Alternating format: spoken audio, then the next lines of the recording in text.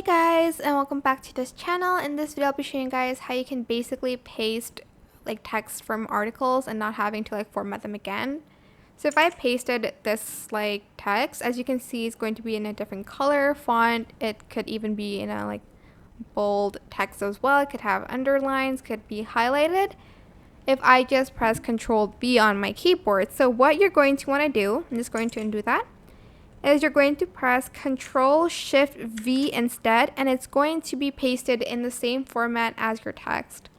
And I found that very helpful. I just wish I knew that when it was necessary. I don't really need that anymore, but it is super necessary to know. I hope though this tutorial is helpful for you guys. Don't forget to like, comment, share, and also subscribe to this channel if you haven't done that already.